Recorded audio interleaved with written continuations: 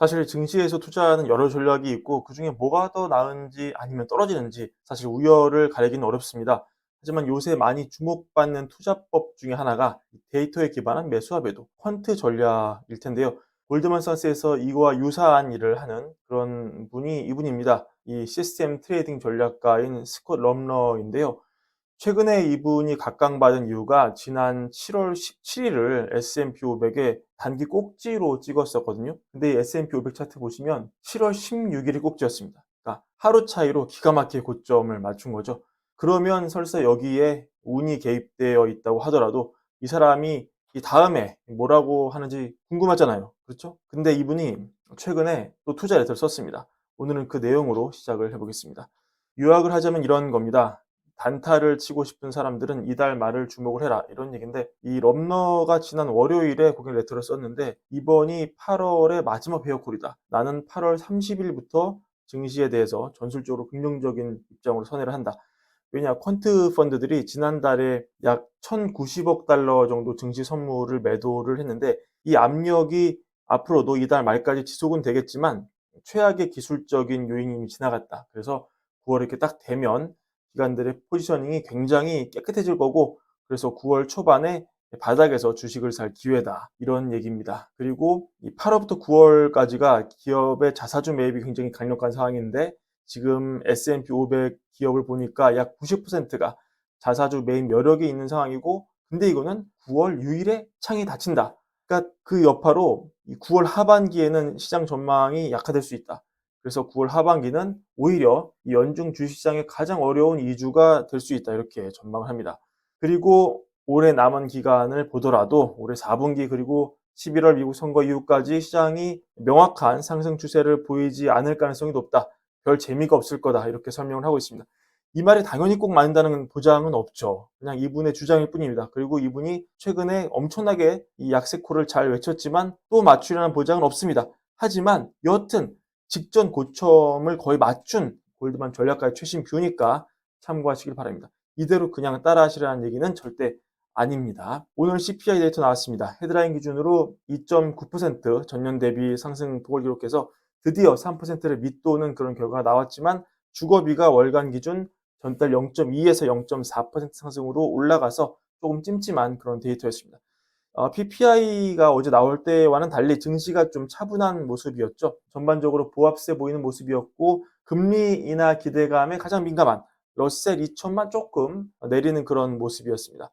이 페드 와치를 봐도 금리 인하 9월 기대감이 이제 두 번이나 50pp 인하에서 25pp 인하로 조금 강세를 보이는 모습인데요. 아직도 말이 많습니다. 하긴 하는 거냐, 한 번이냐 두 번이냐 말들이 많은데요.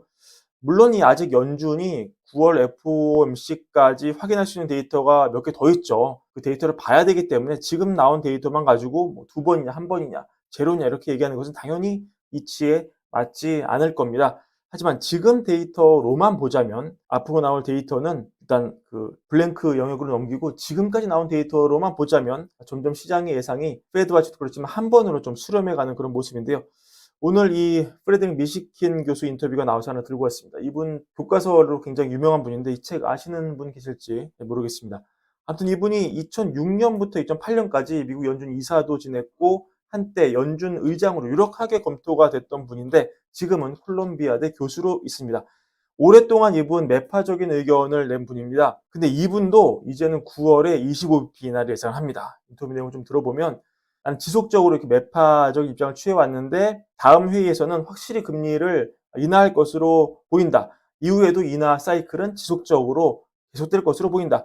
중요한 거는 역시 인플레이션 수치가 계속 합리적으로 보이는지 여부이며 우리가 앞으로 무슨 일이 있는지를 계속 지켜를 봐야 된다. 이렇게 얘기를 했고요. 질문자가 이렇게 물어봅니다. 이 오늘 CPI 주거비가 아까 제가 말씀드린 대로 좀 이슈가 됐는데 이 미시킨 교수의 생각은 어떻습니까? 미시킨 교수가 이 주거비가 이 관성이 크다고 생각한다. 근데 그거는 사실 이 주거비 계산 방식 자체가 원래 그렇기 때문인 것도 있다. 간주 임대료 같은 그런 계산 법칙이 있죠. 이미 통화 정책은 긴축 상태에 있는 거고 지금처럼 긴축을 더 할 필요는 없어 보인다. 그리고 시장에서 일부에서 50bp 인하를 말을 하는데 나는 동의하지 않는다. 이렇게 분명하게 디스어그리라고 얘기를 하고요. 왜냐? 가장 중요한 것은 이 신호를 어떻게 보내느냐 여부다.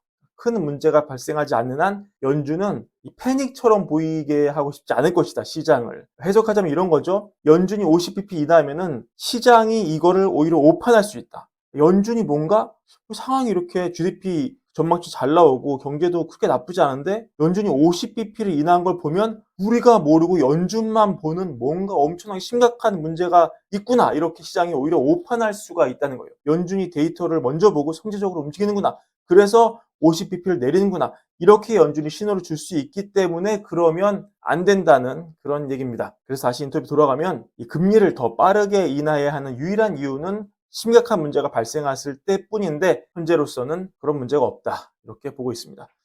물론 얼마 전에 증시가 변동성이 있었지만 연준은 주식시장을 조작하는 기관은 아니고 전체 경제를 고려하는 기관이다. 미국 경제에 심각한 문제가 발생한다면 크게 대응해야겠지만 현재로서는 역시 그런 상황이 보이지 않는다. 이게 인터뷰 내용이었습니다. 그리고 이러한 분위기는 이 연준의 비공식 대변인이라고 불리는 티미라우스 월저널 기자도 비슷한 의견 내놓고 있는데요. 그가 보는 월가의 분위기는 이렇습니다. 7월 CPI는 다음 회의에서 금리 인하 시작할 수 있는 길을 열어주고 있다.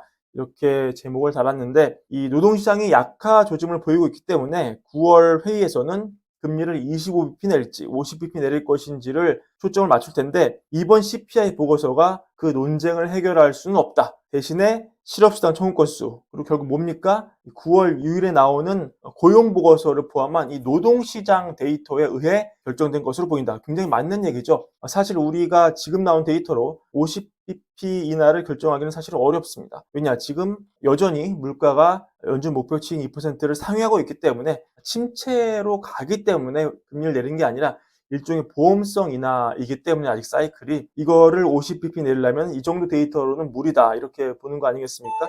결국 노동시장에서 굉장히 험한 것이 나와야 가능하다. 결국은 역시 이 물가와 고용을 보는 연준의 이중 책무를 봤을 때 이번 물가 데이터 PPI, CPI, PCE는 금리 인하를 시작할 수 있을 정도의 자신감만 연준에게 부여를 하는 것이고 결국 한 방에 B컷으로 가려면 굉장히 험한 것, 고용의 악화 없이는 안 된다. 이렇게 티미라우스도 보는 것입니다.